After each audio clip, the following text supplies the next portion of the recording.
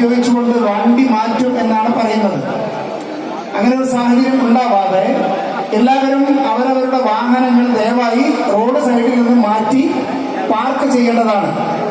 വാഹനങ്ങൾ പാർക്ക് ചെയ്യാൻ നമ്മൾ അപ്പുറത്തുള്ള ശിവക്ഷേത്രത്തിന്റെ ഗ്രൗണ്ടിലും അതിനപ്പുറത്തുള്ള ചർച്ചിലും മറ്റു ഒഴിഞ്ഞ വീടുകളിലുമെല്ലാം മുറ്റത്തെല്ലാം വാഹനങ്ങൾ പാർക്ക് ചെയ്യാനുള്ള സൗകര്യം ഏർപ്പാട് ചെയ്തിട്ടുണ്ട്.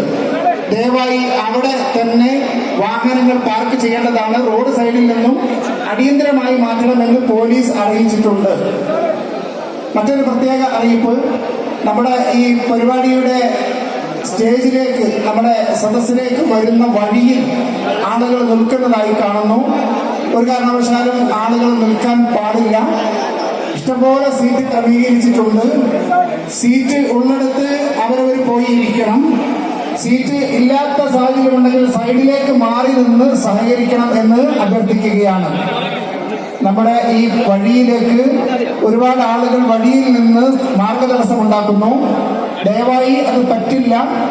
ആയതുകൊണ്ട് അവിടെ നിൽക്കുന്ന ആളുകൾ പുറകോട്ട് മാറി നിൽക്കുകയും പ്രത്യേകിച്ച് ക്രമീകരിച്ചിട്ടുള്ള സീറ്റിൽ നിങ്ങൾ പോയി ഇരിക്കുകയും വേണം. അല്ലാത്തവർ സൈഡിലേക്ക് മാറി നിന്ന് സഹകരിക്കണമെന്ന് അഭ്യർത്ഥിക്കുന്നു.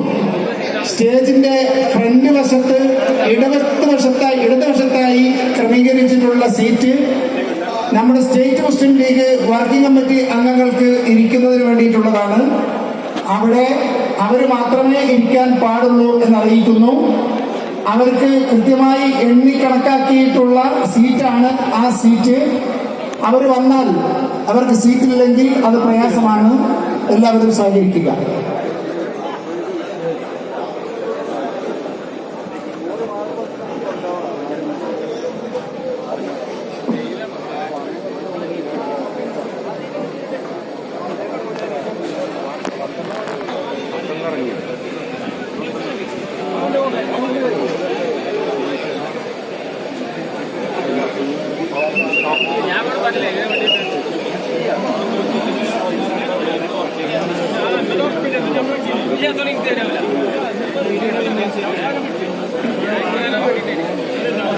ഒരു പ്രത്യേക അറിയിപ്പ്, നമ്മുടെ ഇന്ന് നോമ്പ് തുറക്കുള്ള ഭക്ഷണം ഇവിടെ വിതരണം ചെയ്യുന്നതിന് വേണ്ടി അതിന് നേതൃത്വം കൊടുക്കുന്നത് നെൽപ്പറ്റ പഞ്ചായത്തിലെ മുസ്ലിം ലീഗിന്റെയും യൂത്ത് ലീഗിന്റെയും KMCC-യുടെയും മറ്റു പോഷകങ്ങളുടെയും എല്ലാം ഭാരവാഹികളാണ്.